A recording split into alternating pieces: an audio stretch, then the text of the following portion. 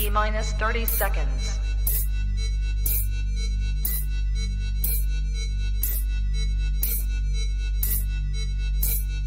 T-minus 20 seconds.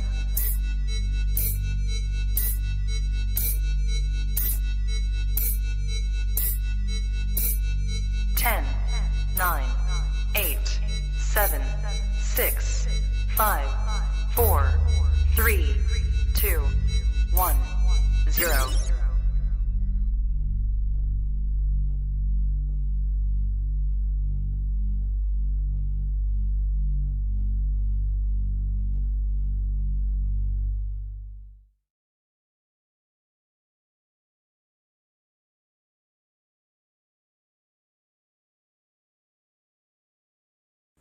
Good. You ready for do more in the future? Trap Talk podcasts? Yes. Man, Only Trap Talk. Exclusive. Yes. exclusive. Oh, So stop calling us. Rub the spot, get the club to pop. When I come up with the crop, God love it or not. I'm hot from the hop to the rub the spot, get the club to pop. When I come up with the rub the spot, get the club to pop. When I come up with the rub the spot, get the club to pop. When I come up with the rub the spot, get the club to pop. When I come up with everybody, we do it. Everybody, we do it. Do it.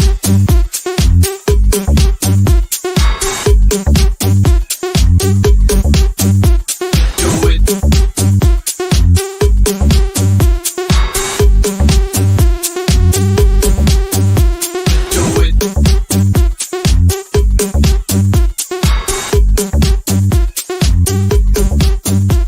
Do it.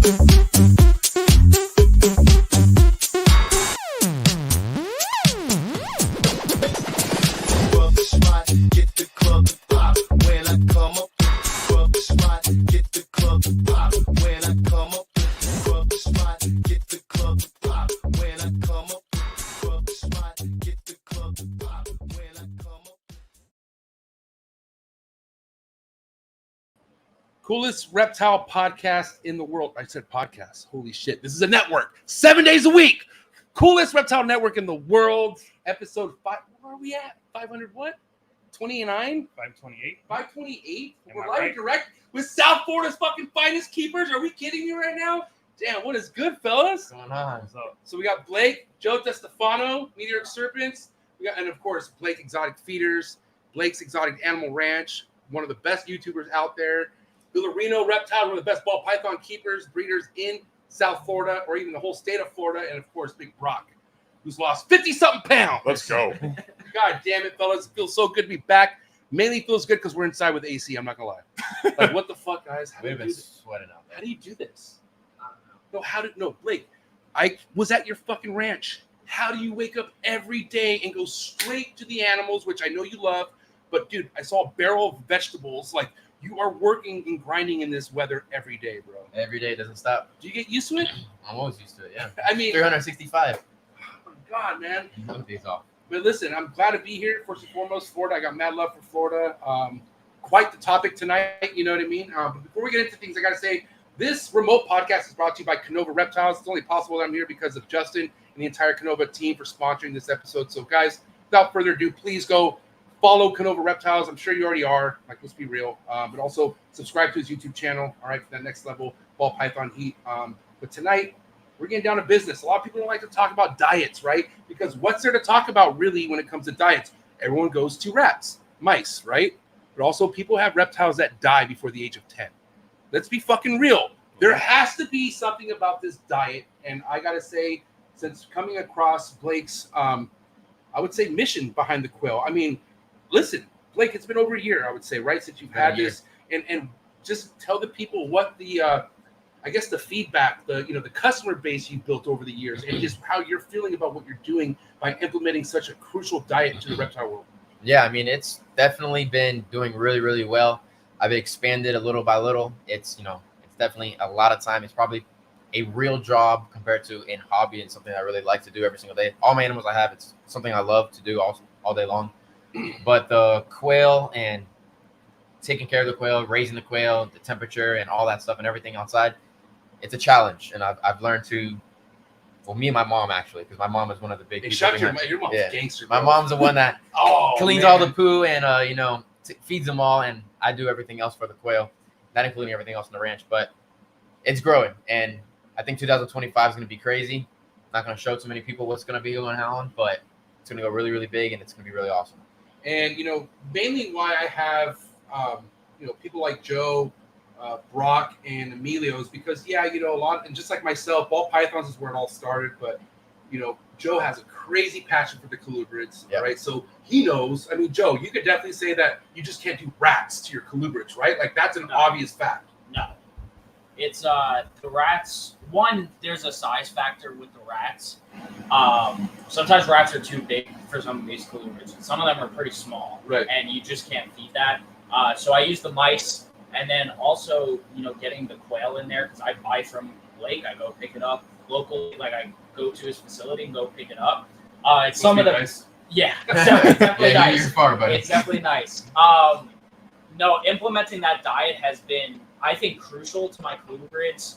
They go crazy when I put quail like in front of them in their tub. They hit that at the same way they would a rodent. So there's literally no difference in all my colubrids that I offer it to. They all eat it with gusto. So yeah. And I want to say props to Joe. You know, one of the things I'm passionate about having, you know, my trap family, the unit family, is diversity. You know, like because if we were just all ball python people, no respect, because we all started ball pythons. But if we were just all ball python people, we wouldn't be like thinking outside the box right now. Like we know that we have other species of reptiles that just can't go off a fucking rodent diet. Like let's be real. And you know, Brock, you know, like recently transitioning and getting his hands into the colubrid world, right? Yeah. And let's talk about that itch. What's that been like so far? So, I mean, credit Joe and you know, his podcast. Shout out Colubrid Corruption. Colubrid Corruption. Yeah. For sure. So, you know, watching that and just seeing all the other things, like ball pythons are great, right? That's what got us in the game, right? And I love them, and I'll always breed them. But there's definitely more out there. And then when you start putting your hands on some of these other animals and really checking them out, it's just, you're going to be a well-rounded reptile keeper. And I know Emilio said it, and you've said it before. You got to have diversity, right? And you've got to have your hands on different species. So recently now, you know, I picked up that purple line African file snake. So that's kind of my first step into the colubrids. And then hopefully by the end of the year, we're going to pick up some dry markin. I want to grab yellowtail cribbos and just all my ball pythons already. I kept on a varied diet for what it was, mice, ASF, and rats. But the colubrids are definitely, they're going to get quail from Blake. They're going to get their rodents. They're going to get fish. It's going to be a big mix of all of that. And I, you know, shout out Joe, because that's where we learned it at.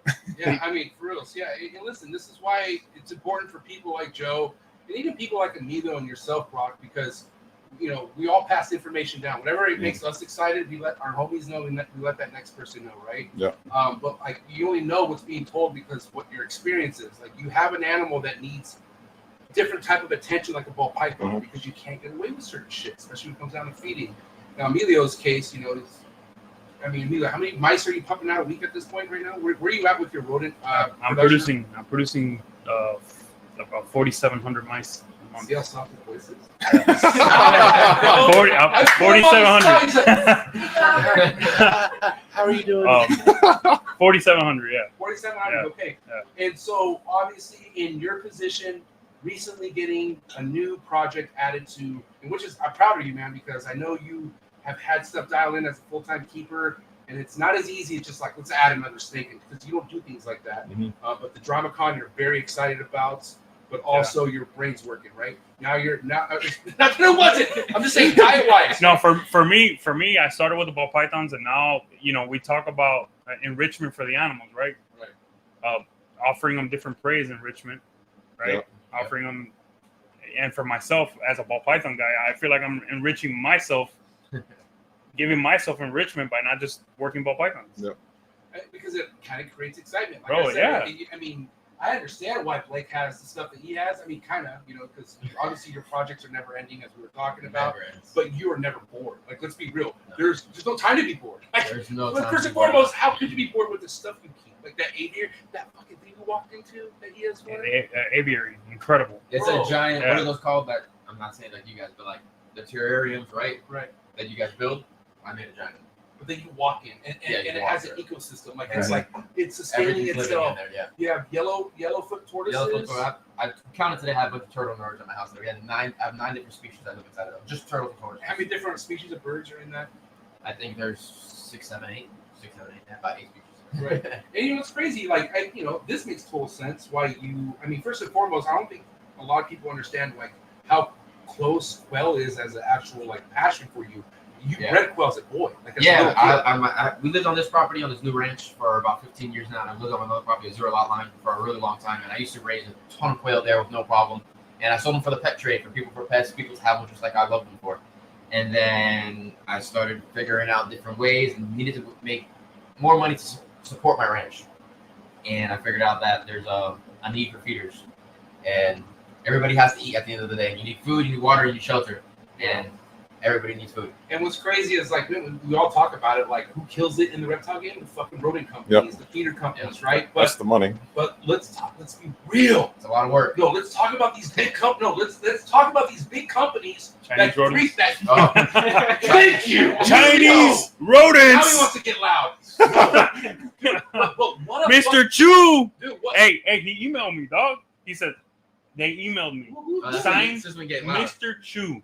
Who's that? We sell rodents. On my life, this man offered me rodents, and he signed Mr. Chu. Bro, so it's that easy to get them? Yes. From China? Yes. Right So in the that container. is fucking scary. Yes, bro. And guys, Just like you get emails to get the fake husbandry stuff. we all know I'm very outspoken. Like I want, and I know no one's perfect. Even my closest friends might make mistakes. But I've had some of the best people I've met come to me very upset because guess what? They went through this X company that they thought they were safe, and they fed a specific rack. Yeah, they have, people have certain animals like colubrids that they only feed on certain rodent prey, right? And my buddy who mainly feeds rats had a rack of raise-ups that were on mice, and they all ate that batch of mice. They all ate that batch of mice, and guess what? That next day, rolled over dead, right? And he took them to the vet, and it was salmonella. Salmonella? Yeah. Right? That's what they determined that killed all 6 of his fucking high-end holdbacks. On the way over here, you don't know if refreeze. Oh yeah. Let's get spicy. These were hog noses. Put the 2 and 2 together. All types of temperature issues that could come from all the way from Asia. We don't know what happened, and if they don't die, they're probably regurging. I'm just saying. Or the shits. I've heard of pinks just melting. If there was a disclosure, right? They just fucking break I haven't apart. seen melt, it personally, bro. but I heard they're just. You don't. On top of that, you don't know how old that shit is. how many people would click purchase if there was a disclosure saying, "Hey, these are from China"? Yeah. Let's be real. You wouldn't buy that shit. You don't know where they're coming I from. live here for a reason. They might if they're cheap. Yeah, but you know one of the best, They are cheap. But again, they might have been produced in 2010. That's why they're cheap. One of my biggest flexes when shouting out fucking blankets on feeders that it's homegrown. Like that is one thing. Like Joe talked about going to his pad and picking them up. I've been there. And you don't see that in any really rodent business nowadays. Mm-hmm. Yes, they have facilities, but where is it really coming from if it's already dead? No middleman. No middleman. Because I mean, dude, how much we love our reptiles. Like, especially the one-off colubrids that you're like, oh, my little passion. The reasons why I like ball pythons is because of the snake. And what if that snake died? You want to spend $2,000, $3,000, $4,000, $5,000, $1,000 on an animal, but you want to buy a 10-cent fucking mouse? Yeah. 20-cent fucking mouse? They're all black, and there's nothing wrong with that. Are you serious? Come on now. Think about it, bro. Like, you're risking it all. Right. I mean, Being cheap. But let's be honest, like this all like we were talking about before the show got started, and I looked at Blake. I'm like, what is it? Like, I don't know. Do we really have problem feeders or problem users? Like, are we legit trying to expect this animal to eat something it would never eat in the wild as its first prey at him? Like let's be. And I know a lot of these are captive born and bred, which after years of doing that, I think naturally they know. Like, I think ball pythons are so bred to the point where they can eat a rodent, right? It's almost We're domesticated. talking about other shit out there, right? We're talking about stuff that in the wild you can't do this. Like, okay, how many boreal snakes are coming across mice? Okay, let alone a baby snake. Like, we're talking a fucking I don't know how. I haven't weighed a neonate green tree python, but it's the size of a quarter. Yeah. Okay, what are they fucking eating? That's a rodent.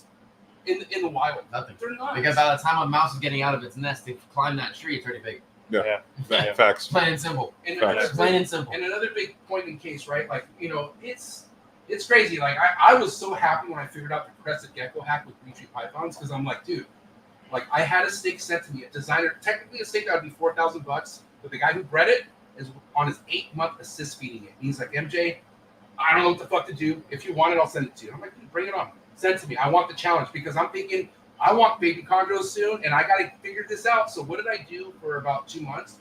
Try to get it eat fucking pink or rodents, losing my mind, right? And then shout out to Kenny Ritchie. But, you know, do you know who Ben Russo is? You ever heard that name? Pretty big name. I'll never ask you this thing, guy. OG. Ben Russo and OG has an apprentice named Kenny, and Kenny was on the show saying that I don't know why people have problems feeding their chondros. Like if it doesn't want a pink, you feed it a baby gecko. And I'm like, holy shit. So of course I was able to get a baby gecko. All right. And mind you, I didn't want it to feed a baby gecko. Like, okay, I was one of those people, like I forgot who it was, but there's people posting dead, like even live ticks to a cobra, and I don't get off on that. Like, because I don't want to see my own love get murdered. Even though I respect a cobra, like it's almost like seeing a lion kill another lion. I don't want to see that shit. Like I get it. It is what it is, though. It is what Everything's it got to eat. Everything has to eat. But what was I getting at? Oh my god, I really went off the line. Oh yeah, feeding geckos. All right. So anyways, I got to the so shout out to Josh, Scale Fins and Feathers. But Josh, after that episode, was like, MJ, you know, I breed a bunch of geckos. I got a baby one. Like, I'll send it to you. And I'm like, bro, send it to me. I saw it. It had cute stripes. And I was like, oh my God, I don't want to feed this thing. So let me try one more time. And I was so eager to get this thing to eat this pink that I did the typical, I guess, I didn't beat the snake, but like, I'm like, motherfucker, you need to eat this thing because I'm about to feed you a reptile right now. Yeah, makes sense. And guess what? You got one last chance. I spent 15 minutes abusing, and I'm just being, Playing with I'm being dramatic. Not No, I'm actual, talking not about actual abuse. Yeah, but it's not. But like you're poking at it, you're like, fucking get pissed off because that's a hack that You gotta they wake do. it up. That's a hack that they do. And I even saw one guy pinch, like they get the forceps and pinch, kind of fucked up. I'm like, God damn, this is terrible. So guess what? After I was so fed up, and all my dudes, like it was 8 o'clock at night, which is my bedtime. Really, like I go to bed early after the podcast. I go to bed. But I was like, fuck it. I threw the gecko in there. I walk away, and I'm just like, I gotta see if that gecko got eaten. I go back. It's fucking gone. Bro, and this is right after I beat the shit out of this snake for 15 minutes. And it mattered. And I was like, it ate it? All right, and guess what? Josh sent me 2 geckos. I waited 5 days, and I'm like, this time, I'm gonna put it on a forceps. I'm gonna see if it's gonna eat. And you want to know how this snake acted when I opened the tub? It went. And I was like, dude, this thing's fucking ready, right? So what I'm trying to get at, I fed it 2 geckos, and it was so ready that guess what? Guess what? The third fucking thing it ate. Quail. And it started going ballistic on quail. And mind you, I went back to a hopper. Back to like shine its head, like I want nothing to do with it. So I'm like, fuck it, go back to quail. Ate 4 quails, and now it smashes fucking hopper mice. So what the fuck does that tell you? Can we stop acting stupid out there? Like, Food chain. it's the fucking, but only that, like, it's like, Making his way up. like, how are we gonna force something to eat that it's not here? Like, are we gonna give a newborn a fucking ribeye steak and throw it and throw it like, hey, good luck? Oh, you're not eating it? Ain't that your first kid? They know. Yeah, They God bless you, they know? instinctually know exactly what to do. By the way, my son loves steak. I'm just saying. Better than chicken. But I'm just saying, like, this right here, and this is why I have you guys here with Blake tonight, because it's making me think outside so many boxes, right? So let's take it back to some of these ball python productions that are so tiny. Because they all don't come the same size, right? That's why I trip out immediately when we have some guests on, and they're like, oh, I feed rat pups the first fucking item. I'm like, how is that possible? I've never seen one that But can do okay, that. even if you get a baby ball python, eat a rat pup, how many are regurging that? And you're just not telling us. Where I had last year my DG Clown Cltch. I mean, they hatched out big, like 96, 98 grams. There's no chance I would have thrown a pup in there. I still threw ASF hoppers in. And I don't know. You look at that when I went to rat pups, they were at 125 grams or so. I'm still looking at like, a little too big. I think they're trying to regurgitate information like it's a popular thing to start them on rats. You know, everyone, let's start them on rats. Let's grow them as quickly as possible. So they'll share, I do it on rat. I feed them rat pups. They don't do that. Right. A rat pup is a really big animal. Right. Yes. Rat pink, okay, maybe, right? Even though the odds of success on a rat pink are lower than a hopper mouse, or an ASF. You're also dealing Not with to a lack of nutrition too, I because was just about to say a rat pink is It's just all a fat. ball of fat It's all versus fat. a hopper, which you got your hair, your bone Yeah. structure, and you're actually getting Yeah. a nutrient dense meal. Right. Which that I think gets overlooked a lot too But they don't know. in the feeding of They're the just- smaller animals. they're They're just just doing what regurgitating they're being info. told. Yeah. Regurging info. Listen, and another thing that made me so excited about ball pythons and quails is like I have a fucking 3,000 gram pie, the big beast that ate one of your large fucking quails. Yeah. And I was like, dude, that's epic. But it's also here to think, right? Like a lot of these like dietary or the nutritional facts come from the baby quails. Are we really looking at a full fucking grown adult quail Mhm. and seeing what that actually has? Like I'm just saying, who is to say that your snake can't grow off quail? It can. Nobody, It can. Nobody can. Nobody has it. It Yeah. easily can.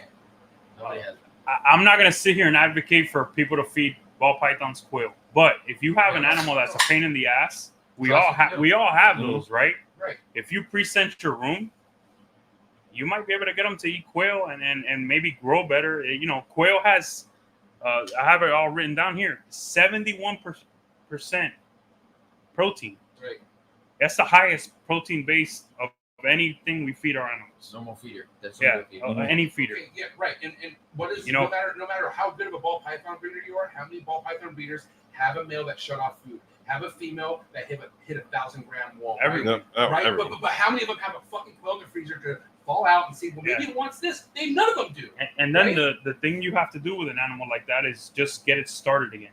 Yeah, wake Once it you back get up. it started Yeah. again, It needs some. Yeah, it needs bam, some nutrients it's inside the on. body. You know, sometimes you just got to start that fire again. A story. And what you do is you try another prey item. A story on that. We had one of our guys, Ryan, who's in the V unit. Shout out Royal Addiction.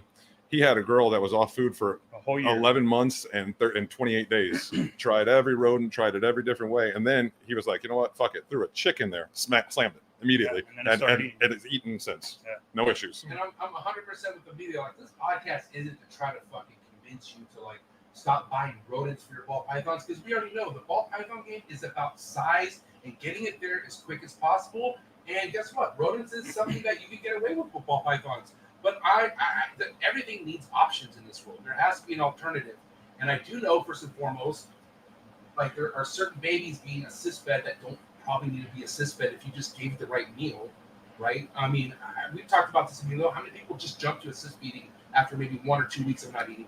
Like, you know what I mean? Yeah, I mean, I was one of those people that I'd assist after, let's say, Cltch mates had 4 or 5 meals. Last year, I was assist feeding 20 animals. I don't want to do that shit again. So I'm going to find different ways. I'm going to try button quail. I'm going to try waiting longer. I'm going to try that live ASF, or, you know, smaller size, bigger size, changing substrate. I'm going to try different things. I'm going to try the button quail as well. And I don't want to be assist feeding 20 animals. You guys never want to raise mammals. well, that's different, right? I mean, But no, I understand. Yeah. For the reptile world, yes. Yeah. but in a sense, My like, world is but for a mammal, in a sense, it's because is it because the mom's not nurturing it, right? So you have to be the mom, Correct. Just like Yeah. a dog, Mhm. right? Yeah. freaking making poo, pee, the whole 9 yards. It's a whole other world. It's like a legit baby. Damn. So It's work. So for me, every Friday, I found myself I picked Friday to assist feed what I call the titiris. yeah. You know, the Perfect word. special needs. That's a great Is that correct? Is that okay? That's okay, right? Special needs is okay. I think that's okay. perfect. All right, bro. 'Cause- Yeah. and you know, but I'll say this: 95% of those animals figured it out, but it took a long time. So, but it could have also been user error, not trying different things. Right. Thank you. And here's the thing: 2024, guys, we're in the era of trying new things. Like this is why, kind of like, you know, even the pet trade is starting to pick up because they are getting into bioactives and like cool ass enclosures. Like, you know, being a breeder is not really popular right now. Like, it's not really like the thing to do because you got a lot of people bitching for not selling reptiles and stuff like that. So go back to the original reason why reptiles are reptile here. You enjoy it as a pet. It's a hobby. And it should always be a hobby. Like everything you do now that gives you any kind of income, you made no money on at one point. No. Zero. Correct. And you still have stuff that you make no money. I mean, there's so many animals that are just there. Plenty of things that are just. Yeah. But I like them. Have I got rid of them? No, because there's a reason why I like them. Cassowaries. He has cassowaries. And here's the thing. I know I asked you if I could hand feed them. I immediately took that. I wouldn't have done it. I was so. I was waiting for that. I'm not gonna push you. Yeah. Promoted by. I'm scared. I wasn't gonna push you to it If you're uncomfortable, I don't let anybody. I don't force anybody. If there's one thing to keep I you ain't from messing Daytona this year, it would have been the cassowary. Hey, I'm just saying, bro. Hey, I ain't messing with those things, No, bro. my heart was racing, and No. Miami Zoo. Shout out to Ryan. I know Ryan Martinez is good, and he's in. Dude, Ryan, cannot wait to see you at Daytona this weekend. So he moved to India, and he's here with his lady. But I went to go visit Ryan at the Miami Zoo, and they have adult cassowaries. Like they stand up over you, and they're very bold, and they come straight to the fence. And that type of moment I had with that cassowary, I had the exact same feeling with your two. Even though yours were a lot chill because they weren't trying to like. They're still young. That's the reason. Right, and these were grown, and there was about a group of 4 of them, but only one came, and like, dude, fully extended, and I was like, holy! It was like when Brock walked through the door. I was like, oh, well, there. Glad we're friends. I have a buddy in Texas that's sending me a riot shield just for them. Hey, Dude, we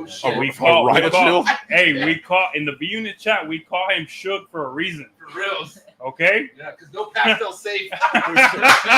Bro. Hey, that shield should have the beat on it. Yeah, that'd be sick. I don't know what you're talking about. Oh, wait, pastel. You know pastels, right? Yeah, I had one of those back then. Way back then. What do you know about pastels now?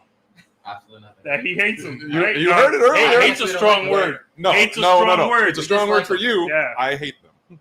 Let's make it clear. Not in puzzle. No, You don't hate it in puzzle. Not in puzzle and not in zebra, but no one likes zebra, so it doesn't matter. Oh shit! I like zebras. Damn. No, it's not zebras the mammal. Zebra, the super striker / super whoever wants to McKenzie. super chat, Brock, I'll fuck you. Go ahead. Brock's right. Like, okay, Cash Zebra. Nobody likes zebra. Damn. Steve Moore's gonna super chat Bro, right they now. like super McKenzie. They don't like zebra. Okay. Yo, Steve's Can't probably lose Blake pissed right right now. Blake's lost right now. now. Steve's pissed right now. I'm just saying, Blake, if your son ever comes to you and asks for a pastel, that's equivalent to asking if you can go to cosmetics school. You know, if you really want to, son. But Guys, I understand. produced pastels, okay? And so did Brock this year. You No, want I haven't to produced them also- yet. I haven't produced them yet. Okay. I have one. So, I have one. so we're kind of full of shit right now. So I have one. I have one animal. I have one girl, and she's a super specter. So it's a yellow belly complex, which pastel doesn't look bad in the first place, right? It's a pet clutch because I'm trying to do a show a month, so I need some highways and some stuff to sell. But as soon as she drops, I'm selling her, and I will never have another pastel in my collection.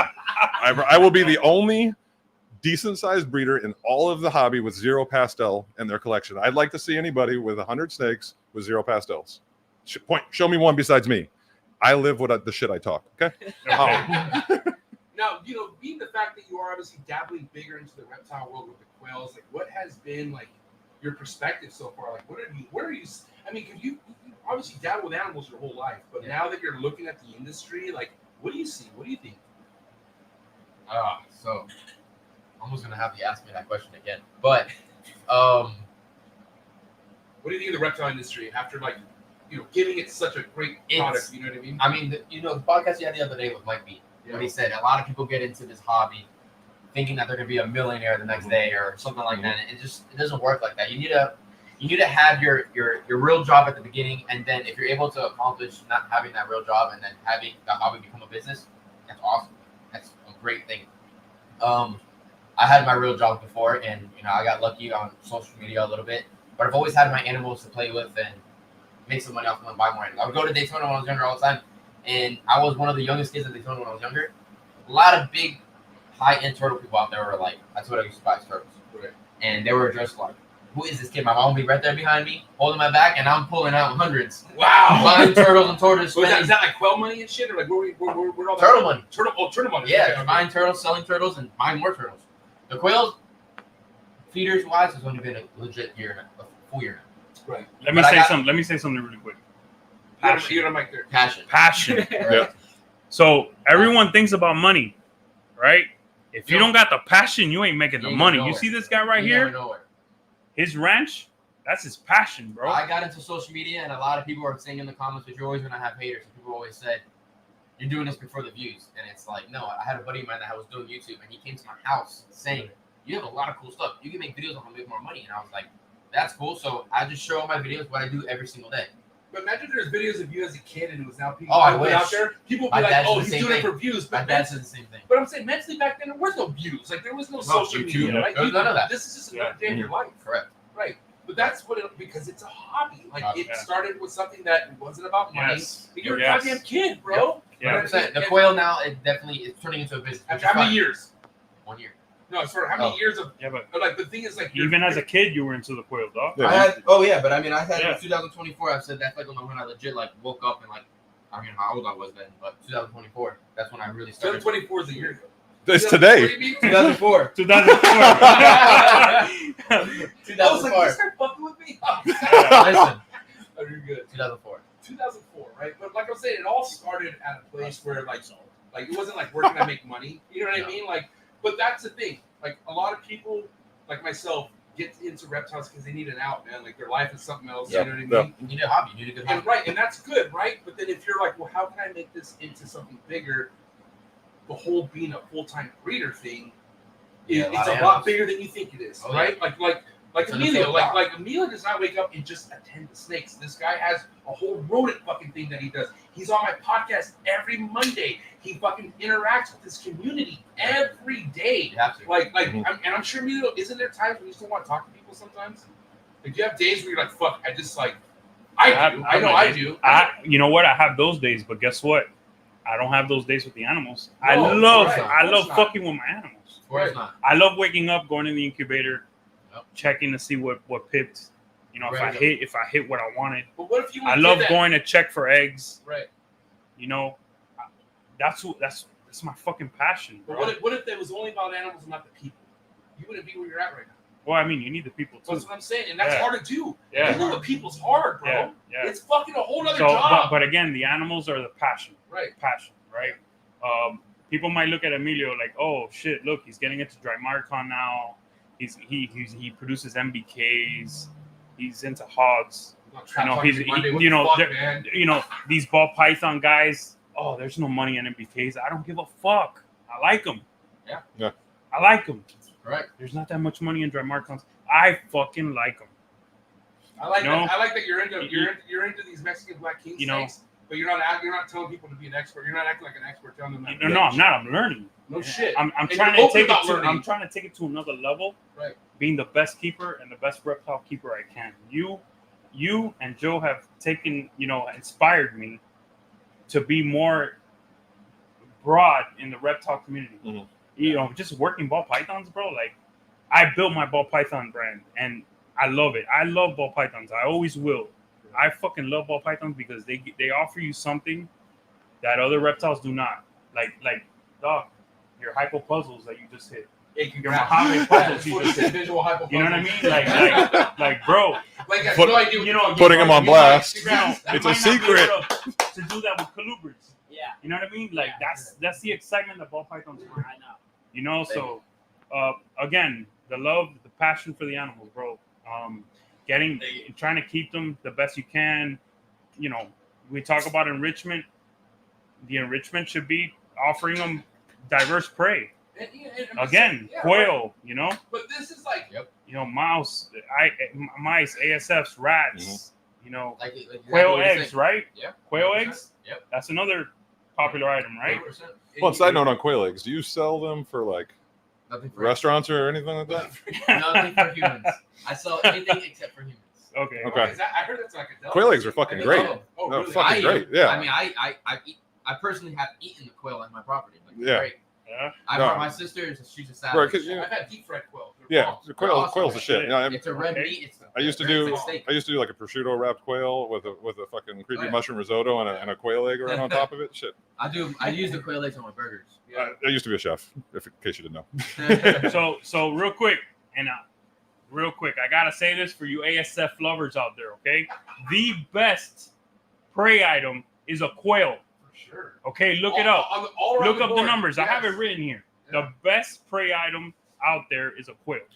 And also, Can't side do note, that either. I have, if you've seen on my Instagram, I'm doing kind of a test right now because I got 3 sisters that were all the same size, and I'm feeding them each. One's eating only rats, one's eating only ASFs, and I'm going to feed it to them until they can breed. And I'm tracking how much weight and all that. So far, right now, the rat and ASF, the only rat eater and the only ASF eater. It's only been 2 months. I'll give it to you. I'll give you on that one. But they've eaten within 10 grams the same amount, and they are exactly the same weight. They have gained exactly the same. And by the way, he's an ASF breeder. And I breed my ASFs. Okay, just saying. And I breed my ASFs Yeah. because they don't smell and I can keep them in Yeah. the house. Yeah, just saying. But as of right now, and I haven't fed ASFs for almost 2 years now. I always think that these comments that, oh, I feed one ASF a week and this 12-month-old snake is 1,500 grams. That's a I've lie. always said that's bullshit. That's a lie. I am now proving it out and showing because there is not some special formula to just ASF. I do think now I will. The other one that I will say, the other girl, I'm feeding her a mix. I'm feeding her a rat and an ASF around the same size. That one's 50 grams heavier. The only thing that makes an ASF so fucking respectable is because it's not a big fucking rat. Yep. It's Yeah. smaller. Yeah. Below, It's still great prey. The biggest, the We're talking about retired 12 breeder eating can well, still be but eaten. Yeah. ASFs are great. They don't outgrow, ball pythons. They're great. They're great for indoors. But my problem is when someone says they're the best. Yeah. They are not. what's that documentary of that guy who ate McDonald's every day for 30 days? Oh, super size. Are Yeah. we fucking serious right Yeah. now? Look at that guy. Yeah. Like, I'm just saying, rats are at that capacity of fat content. Like, it's a glorious meal, but it's almost unnecessary on an every fucking like feeding day type of thing. Mhm. Like, and that's why your ball pythons or some of your snakes aren't making it past 10, which isn't like, dude, reptiles are supposed to live 30 plus years. And we're not even talking the tortoises that live 100 plus years. You know what I mean? So that's what I'm saying. Like, at the end of the day, and like, I know a lot of breeders, like breeders are they don't like hearing what we have to say because they don't give a fuck because they, and at the end of the day, that's It's a cool for you. business. But guess what? It's not all about breeding, motherfucker. It's about people who are coming into this who just simply want an animal in their living room or their room and just to enjoy it. Yeah. And those motherfuckers need to open their eyes. I'll- And that's all I'm trying to get at. Like, it's not about what works for you; it's about your customers. I want to repeat. I have no agenda. None. I feed my animals everything. I now have quail. I have ASFs. I have mice. I buy rats. I have everything. There is no agenda here. My agenda is to kind of quell that thinking where, okay, ASFs are the bomb. They're the best. Oh, you got to do this. No, you don't have to do that. They're illegal in some states. Yeah. No one talks about that. I don't want to be disrespectful with super chat, all right? But I don't know what the fuck it means. What size / weight do you guys start the quail? What the fuck does that mean? What size do you start feeding? Oh, that's Joe. That's We my have every dog. single size. Okay. How big? Well, how big is it? What are you What's gonna the feed? smallest What's he gonna size? feed? What are you gonna feed? What do you need to feed? Yeah, what are you gonna feed? It matters I what still you understand feed. the question. He's asking like, what are you feeding? I guess he's talking about ball pythons. Yeah, like I think what? That's what we're I talking think about. a hatchling ball can take a day with the turnips. Am I wrong? How big is it in gram size? So here's another thing, right? I mean, the way you're looking at that is the same way you look at a rat and a snake, right? You're measuring the rat to the snake. A bigger quail could go into a snake a lot easier it's all than a feather. bigger rat. Oh, Yeah. yeah. Because check this out. I told you this recently, the button quails, which fucking next level. Show me another quail breeder who has button quail on deck. You won't. Straight up. And if they do, they're lying. Because It's true. No, Ryan Young. Shout out to Ryan Young. The OG in the reptile game. Ryan Young is the number one. He has the number one the most python species bred in the private sector. Mhm. And I think he's over 38 python species he's bred, right? And he hasn't seen button quail in so long. He thought I was lying. And I'm like, bro, He's the one on your podcast? he's been on my podcast plenty of times. Yeah, it's He- really he- good when OG, he is. triple OG.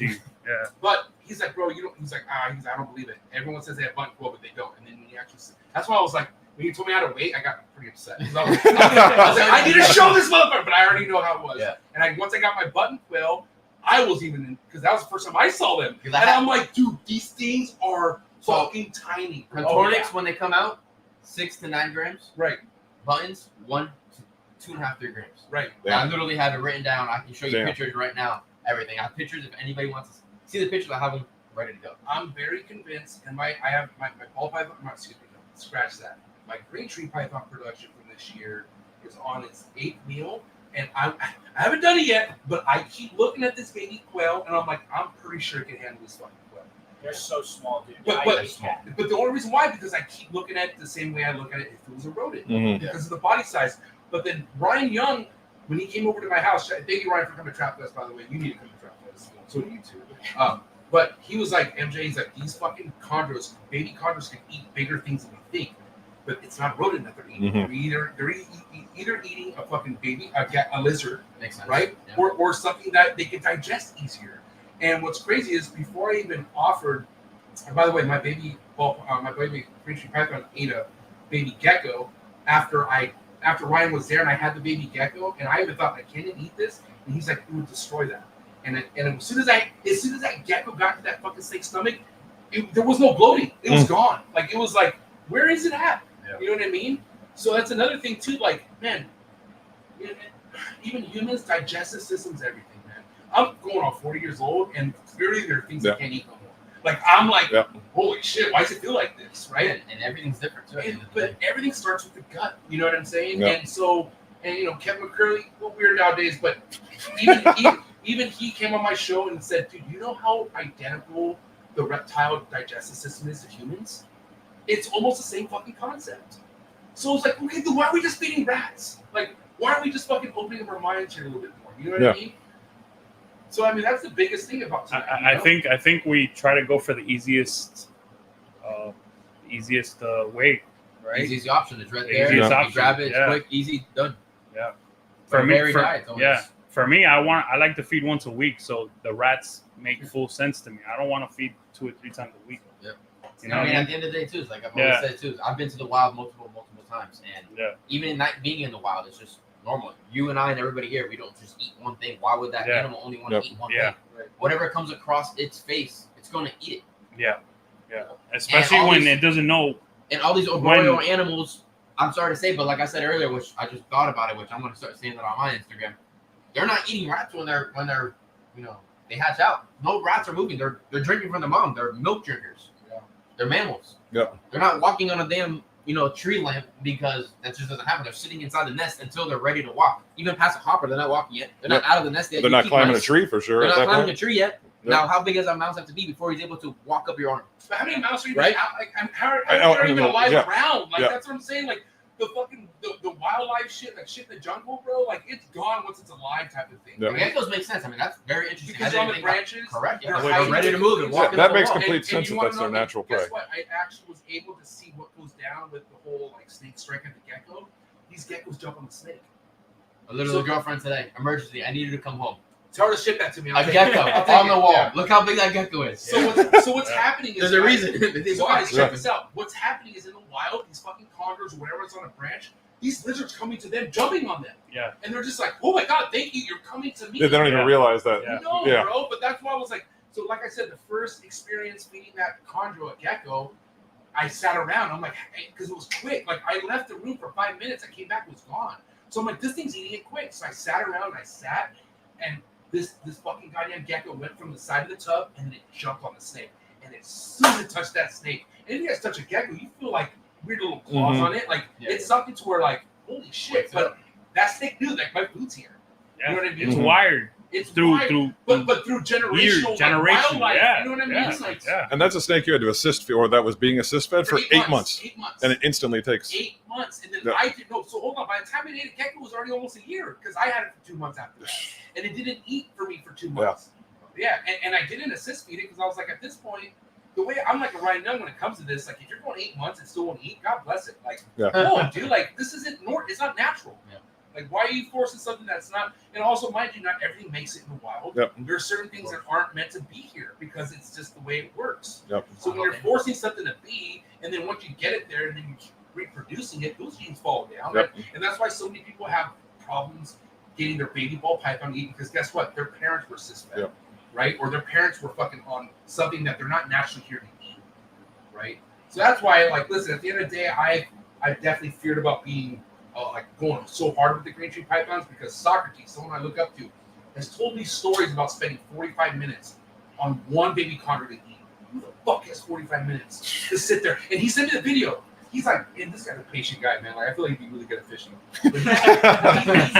He's sitting there like not in me, bro. Like, I go 5 minutes, I'll pull my hair out. Yeah. He's like this for 45 minutes, and then all of a sudden the snake just bites it, and it's like, well, that's cool, but like, what about your day? Like, what else? Did you have stuff to do? Like, I can't like, do that shit. What the fuck? One, and they got another 50. And then he has like 20 more to go, right?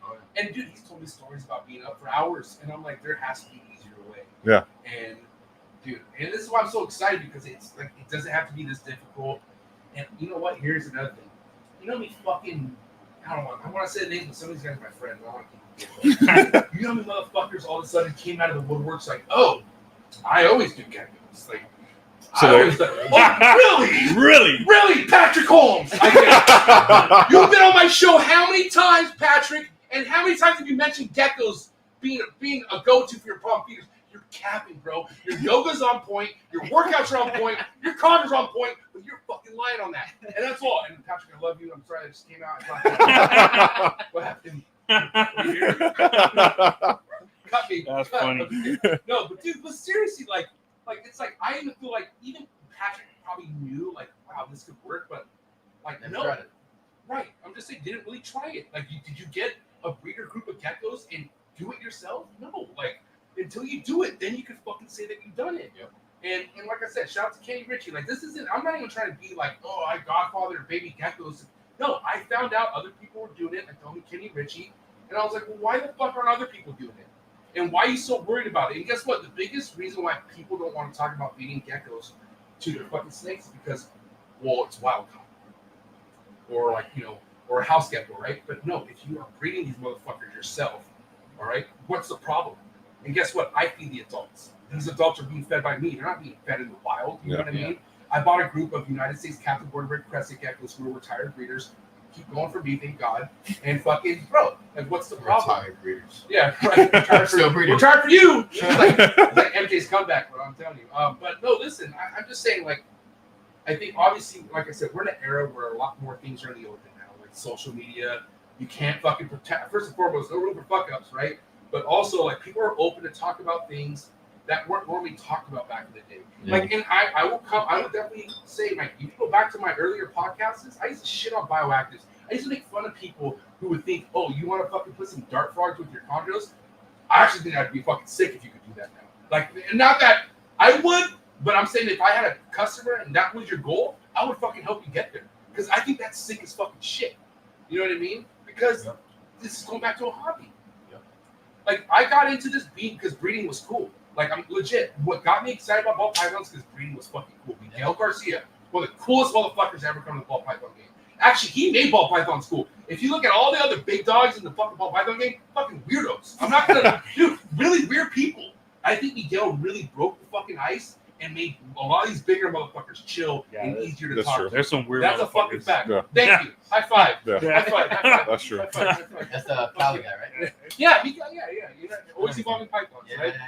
But all I'm saying is, I went on a crazy path. Where are we at right now? Big L, ball pythons, Getting sharing back to information. everything's got to eat, man. Like, That's not where we were at. hey, listen. hey, this is simple, Florida bro. shooting. When someone comes to the table at my table at a show and says, "Oh my God, I gotta feed it a live mouse," you know, if it's not on frozen thaw or whatever, right?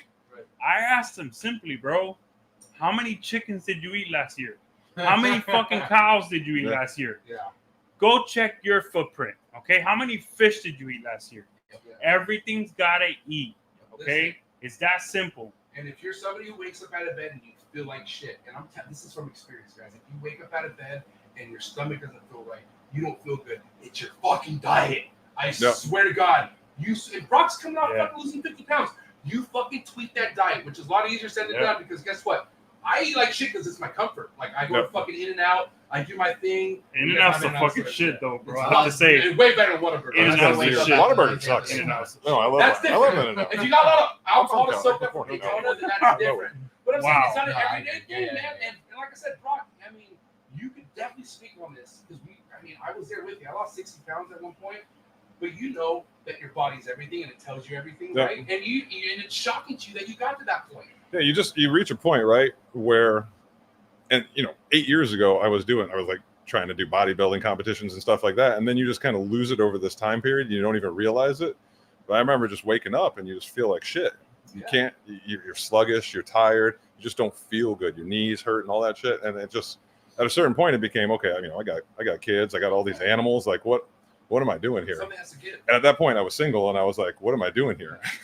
Like, well, that's definitely true. that had to get changed, right? So It did. And thank God. And she's beautiful, by the way. Thank you. I think so. My boy Brock. Yeah. So after really kind of think of it, and we did some work, and it got down to a point. But then still, you got to also be honest with yourself, because then I realized, I just have a self accountability problem, and I love food from a comfort standpoint, like you were saying, right? When I have a shitty day, that's what makes me happy. So then I hired a coach. Shout out Greg, GVL Fitness, who's in the V unit. And he's really taken me to the next level. And it's super easy, because I got someone I got to check in with. But I had to acknowledge, who I am, what I am, really take a second to know what I am and who I am, and then take the steps to do it. So, so many people are too prideful to get coaching. And yes. And, Blake being who he is with what he has, he still mentioned on the blog that he has a mentor and he has fucking people who he looks up to. And that's what it's all about, right? You need help. Is that why you're at where you're at? Because you had bigger dogs. And you have to ask questions. Right. Yeah. Let me say this real quick. Let me add this to our conversation. The higher your fat level goes up, the lower your energy level goes. And your testosterone. Fat level goes up, energy goes down. Bottom line, fat level goes down, energy goes up. Yep. Okay, so maybe there's a correlation with laziness, fat level, fat percentage. And why do you want to keep your male ball pythons lean? Or in the sense, because they breed better. Because they breed better, right? Because if they have too much fat in them, they're lazy. Good. I'm a hee-hee. Yeah.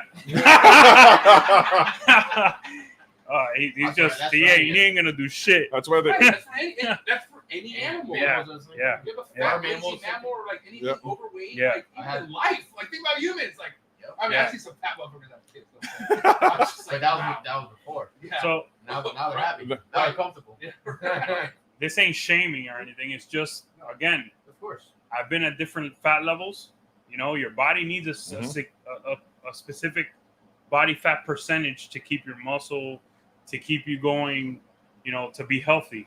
But if you're too high, you're not going to want to get out of bed, bro. And that correlates to the reptiles as well and to the other animals. And then in humans also, when your fat levels go up, it slows your testosterone production. Yeah, speaking of, I didn't even bring testosterone up. And then it also causes you to aromatize more and produce more estrogen. Estrogen. And it's the whole thing. It's just negative for everything. Oh, yeah. Yeah. And, this is why this podcast is so important to me, because it's about that time where I express my excitement for the quails, first and foremost, because, dude, motherfuckers think I'm crazy, but guess what? I'm pairing up 16 chondros next year. That's right, motherfuckers. 15 females getting paired up. You think I'm crazy? I'm not. I got a bunch of fucking crested geckos in the freezer. Guess what? I got a bunch of fucking quail in the freezer. And I'm like, I'm pretty confident, bro. I mean, just like ball pythons, right? Like you can't. I know there's people out there who could probably say that a lot of their hatchlings eat, a rat fuzzy or a rat fucking pup, whatever, right? But we all know there's those tiny ones. Those ones that are a little bit smaller where it's not happening. Yeah. By the way, I don't want to lose a point. Those upset out there that he's feeding crested geckos, okay? Crested geckos might be your pet, but rats are someone's pet. Yep. Mice are someone's pet. Quail are someone's pet. Chicken, okay? cows, snakes, chickens. Again, guys, don't lose the fact that everything's got to eat. Tell me, what happened to the baby birds that hit the ground? the yellow foot bird jumped out? I mean, I had a very expensive pair of birds, and unfortunately, it's an aviary, and I made the nest bigger and everything. It's a $3,500 bird. Right. Got eaten by a tortoise. It jumped out of the nest, Shut the hell up. And I wasn't there at that moment. Right.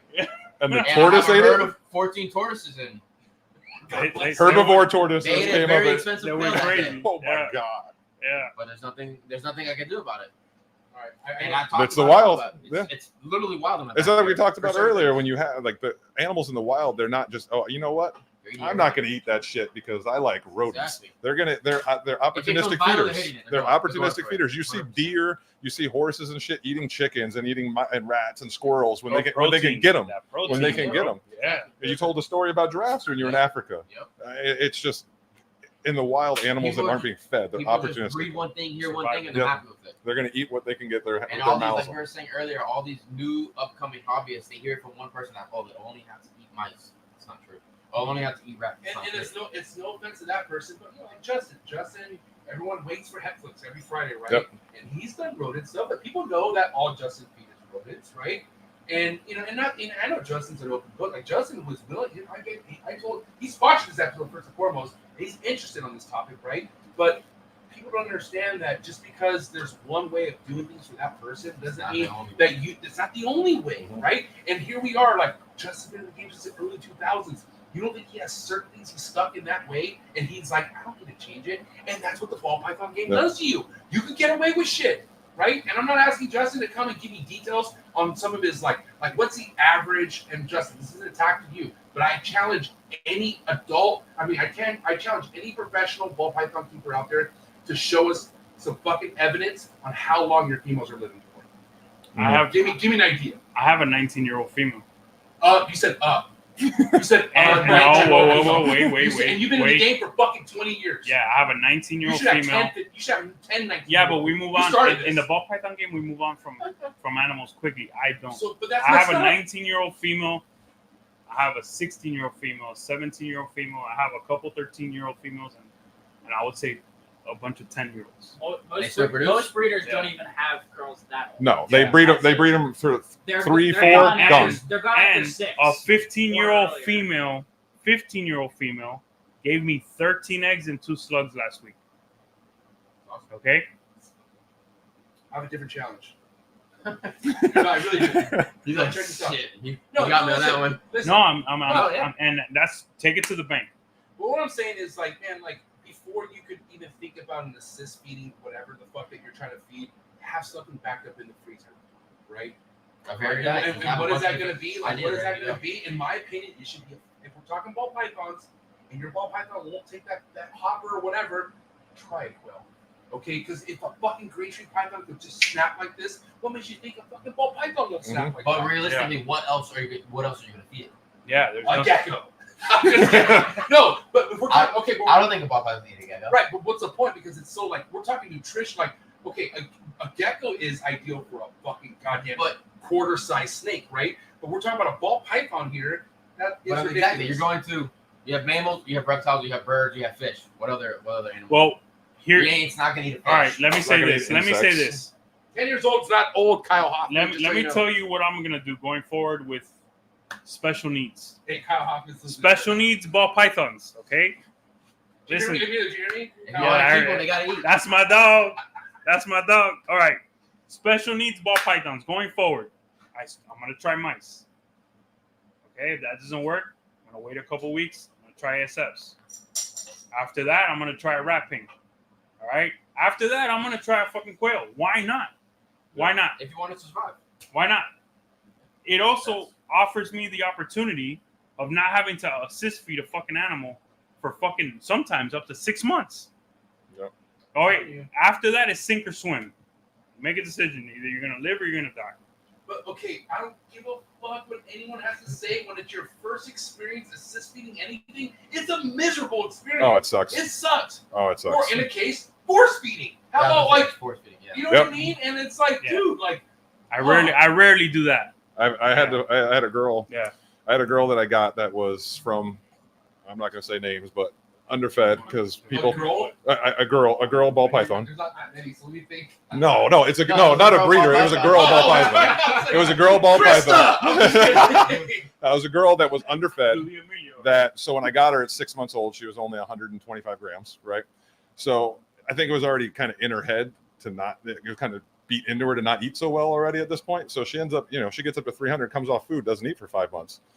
And I try to assist feed her, won't take it. And then, so this is my first time trying to assist feed something, won't take it. And then I got to shove a damn rat down her throat with a force feed. That was an experience. That was quite the experience. They don't always take it because they get regrade. Yeah, she took it down and then started eating literally the next week. So I got lucky on that one. All right, real quick before you go. Guys, before I don't want to lose the point. Anyone out there, all right, if you see an animal stunted or is at a low weight from the previous year, don't buy it.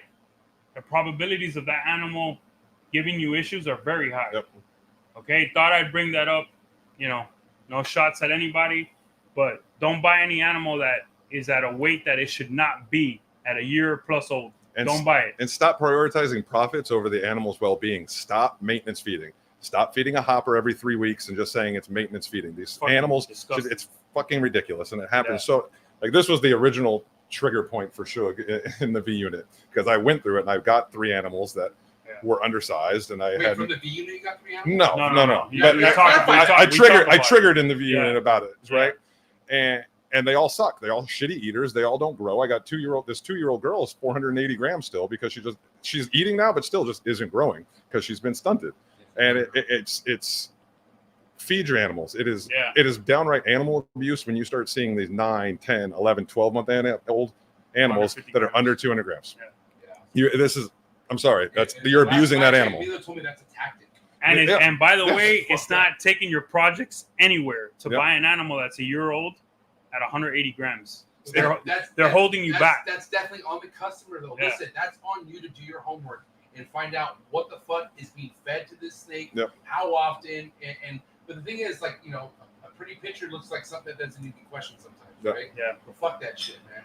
Always ask how many meals it's had, how heavy is it, you know, and dude, recently, I mean, I not on purpose, but I misweighed a snake and that I sold, and I felt terrible for it. You know what I mean? Because it's like, you know, I don't know. I just feel like it's not difficult to be accurate with shit like that, but it's just like, you know, first and foremost, if somebody could get a ball python and breed in 6 months, and your ball python's almost a year, and it's under 200 grams, what the fuck? Yeah.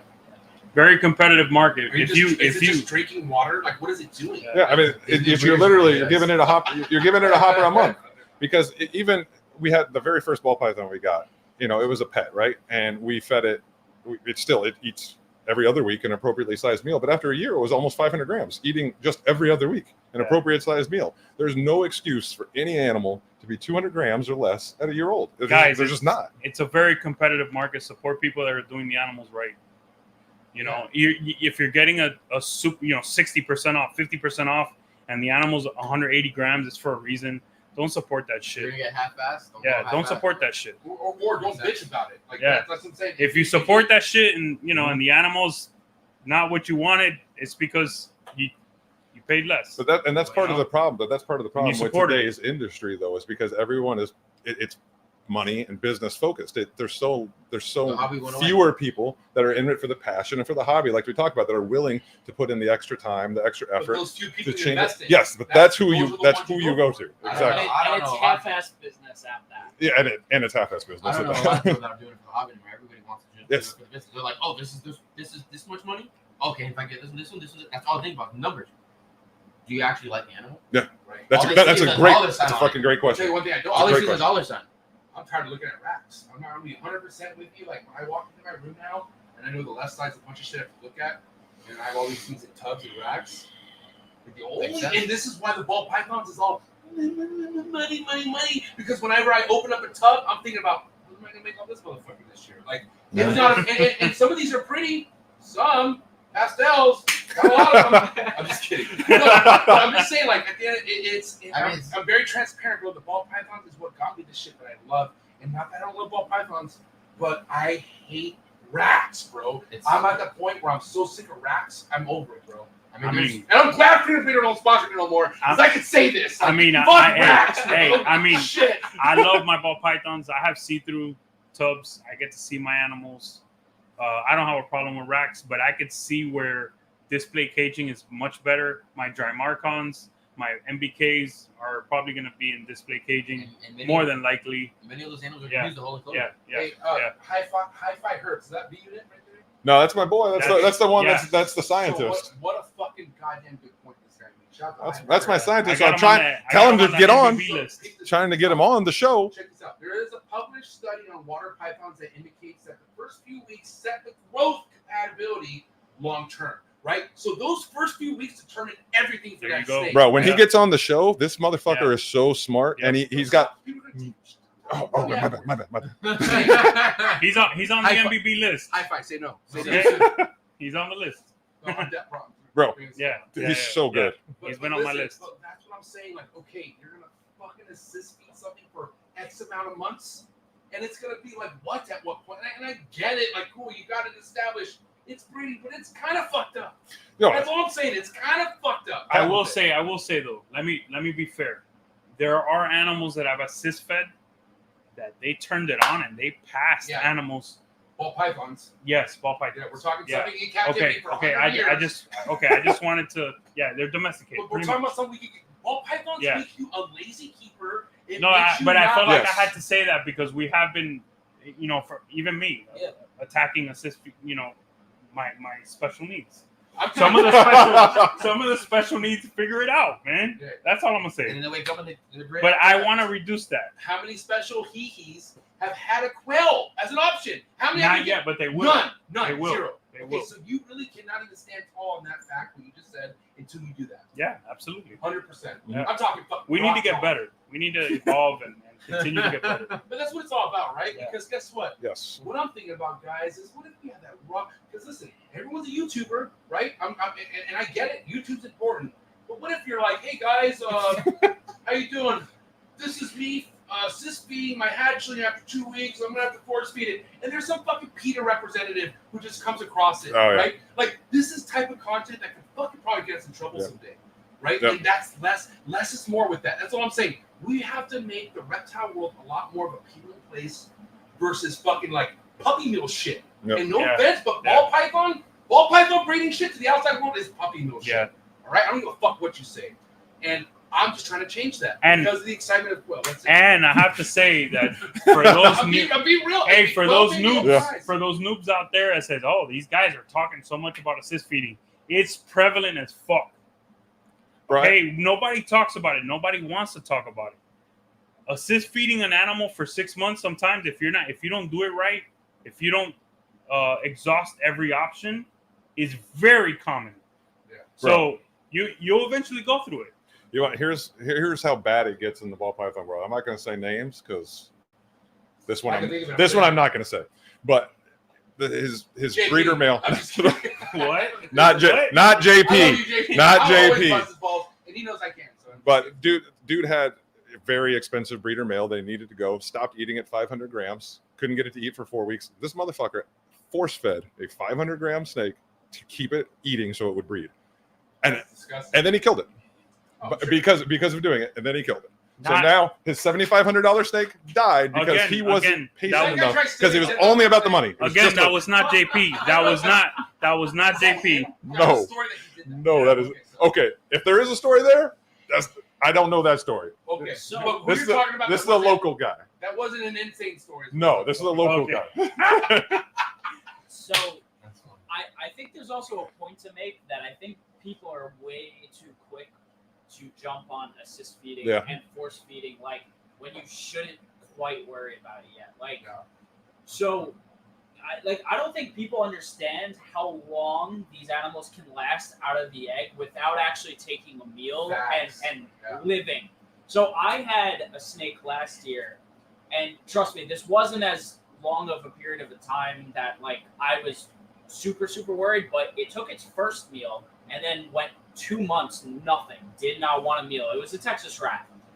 And you get worried when that happens because now its metabolism is working from that first meal. But then suddenly out of nowhere, after 2 months of me kind of half-assing offering it, out of nowhere, it took a meal. I didn't have to do any force feed, any assist feed. It just decided to take a meal. What a fucking eye-opener, right? Yeah, I mean, and listen, I've seen a corn snake go 4+ months before dying out of the egg without taking a meal. Some animals aren't meant to make it. Let's also face that fact. There's also one more thing I've noticed that I think there's seasonal cues for the animal to stop eating. Even babies, they feel everything. Yeah. Okay. So even babies, they have to shut it off because they feel like it's not in their best interest to eat because maybe it's too cold. It's gonna get colder and they can't digest. Bro, I've noticed that. You know what's crazy? It's these snakes have personalities. Yeah, I guess. Check this out. That fucking shy chondro that I had to beat for how long, all of a sudden became an aggressive fucking snake because it just got something that it because they wanted it. Yeah. Right.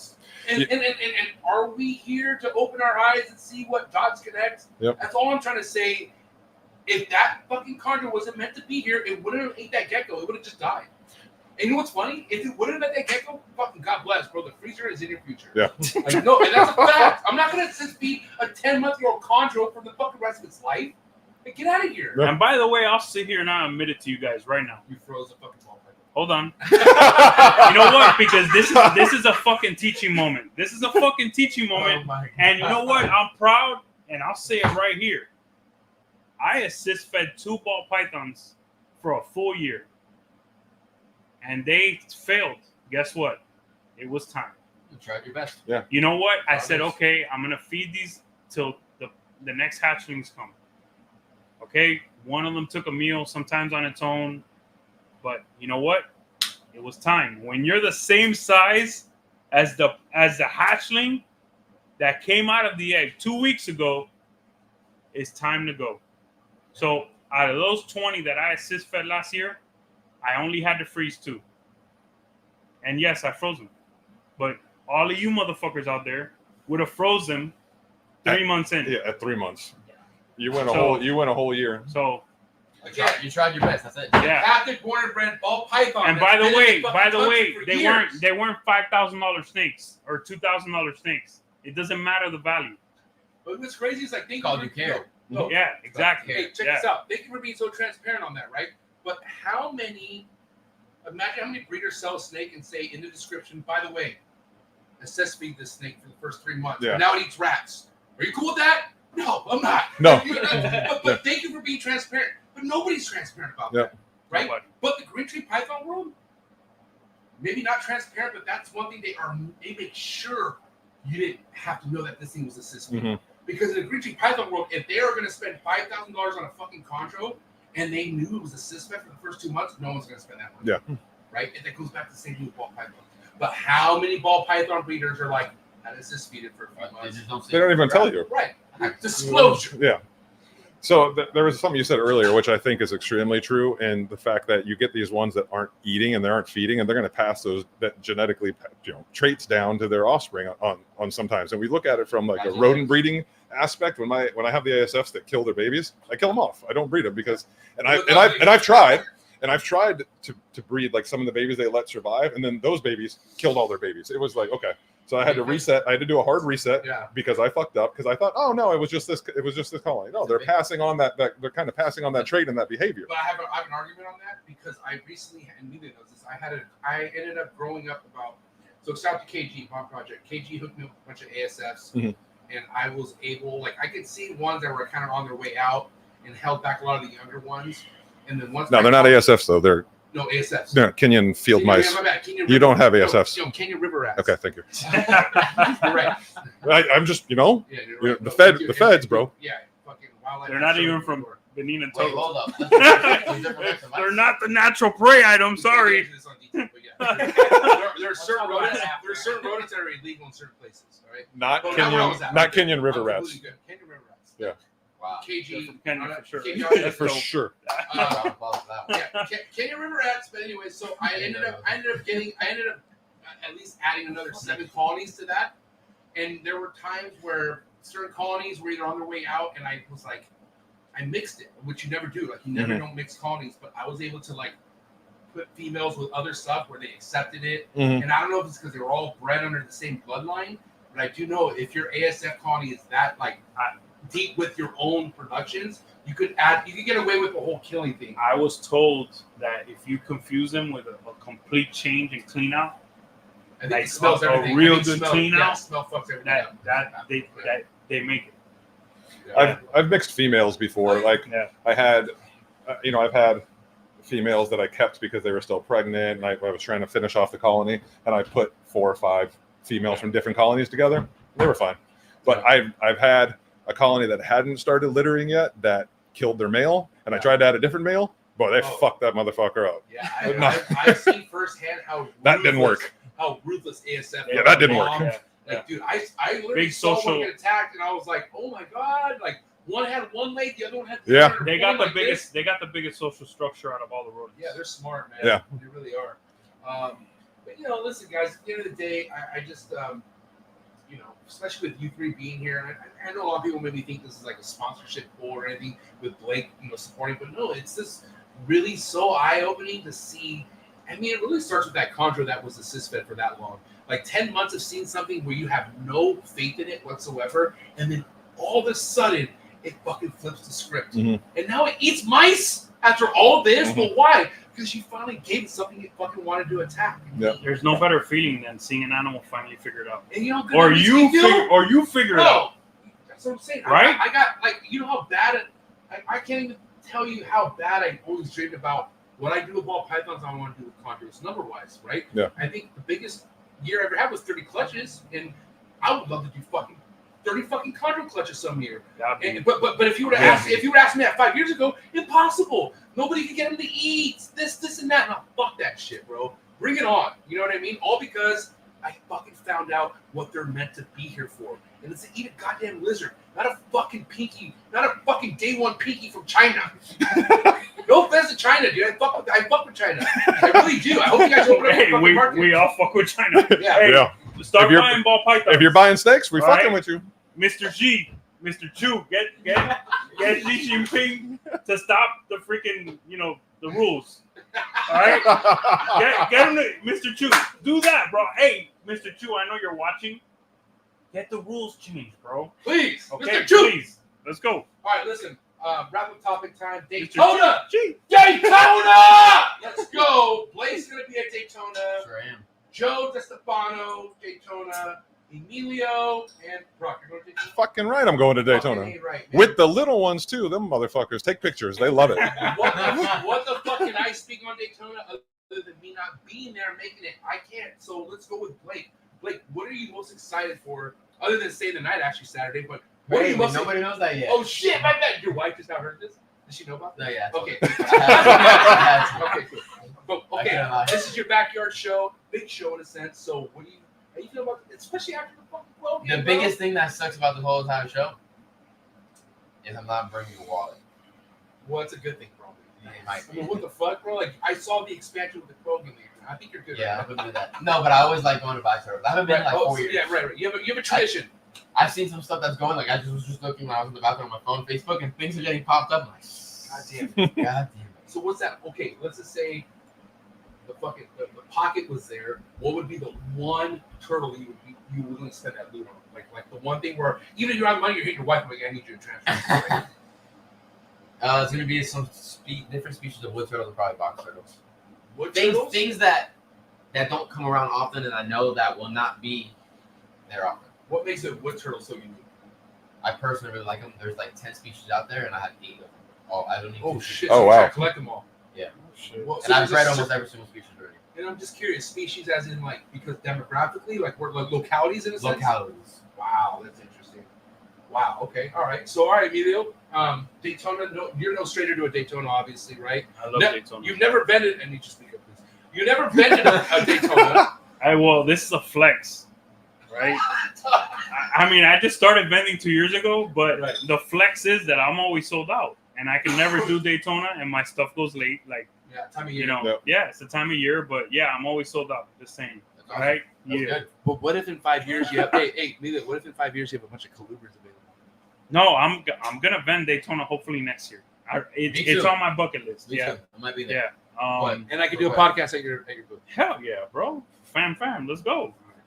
Big Yeah. Rock, what are you looking forward to Daytona this year? 2 things. First one is it's going to be my girlfriend, her daughter, and my 2 daughters. It's kind of our first full family I trip. can't wait to meet your daughters. So yeah, Awesome. I think that's going to be really exciting for all of us to go together on an out of town overnight trip. Hopefully during the car ride we don't want to off each other. So and then I'm definitely going to not spend money, but you know, Right. I Okay. want to. That, bro. Okay. Don't say that. I still no. I'm saying I'm going in not to spend it, but I still need a female. I need a female file We're snake. gonna find it. I need a female They'll be file there. snake. I want to get my cribos still, and then I want to add another Mbanja female chameleon because you know I'm breeding the chameleon, so I'd like to get another bloodline in. So I'm not going to buy anything, but I'll maybe. I got. already said you need, so Let me it's not say. want, Let me you say need something. it. The last time I said I wasn't buying anything for a while, these motherfuckers laughed at me.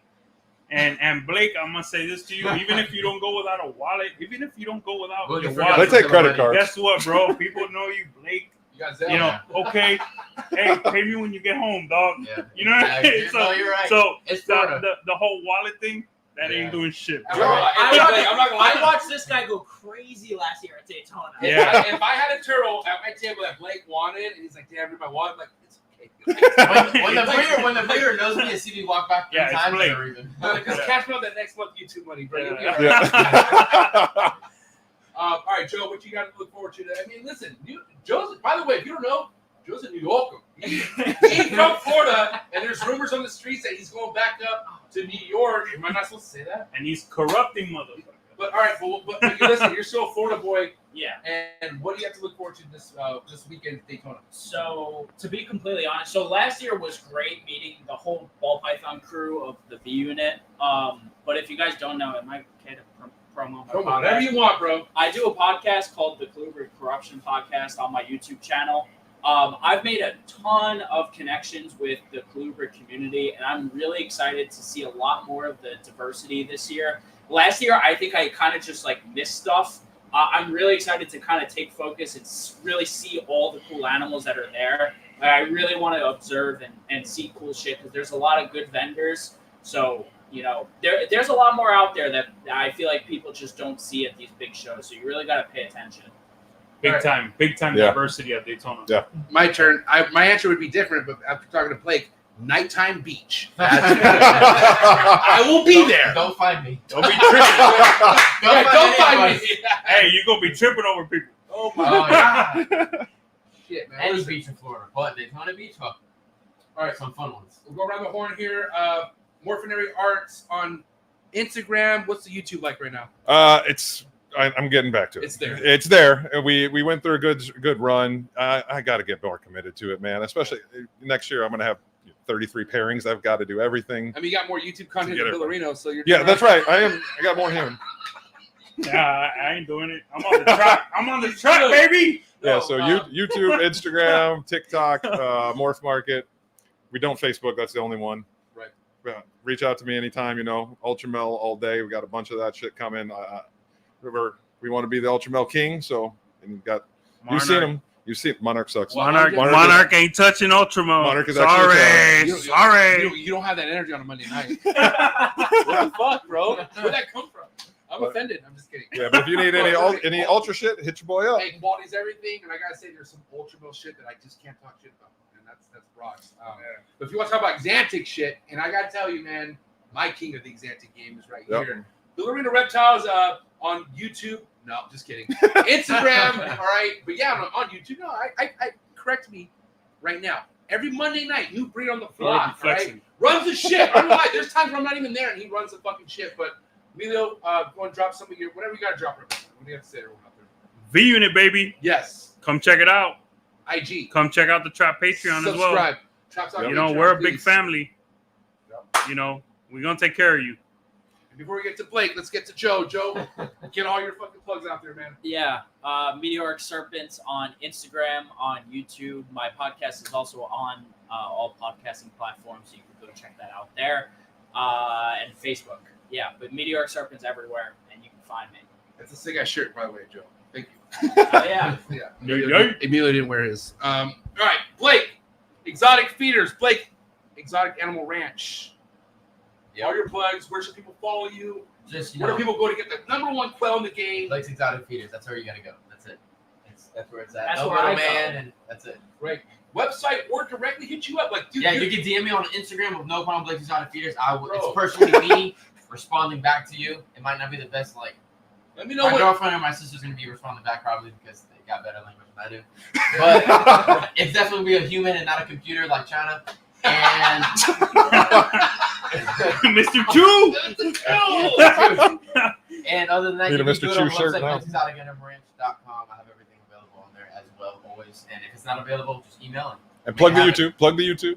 Blake's Exotic Animal Ranch. Yeah, dude. Hey, I mean, listen, I'm very minimal with the animal content that I watch on YouTube. Very cringy nowadays. But this guy right here never misses, man. And I will say, dude, Forrest's fucking visit was dope as fuck. Yeah, he's cool. And a lot of people got in your place, but the way that guy documented it was, It was good. It was something very else. But that's what you deserve. You know what I mean? It's very well. So, guys, all the plugs for all these guys are in the description below. And, of course, I want to say, man, this episode, which was fucking epic, all right, was brought to you by, of course, the one and only Justin Gabelka of Kinova Reptiles. Let's give it up for Kinova Reptiles.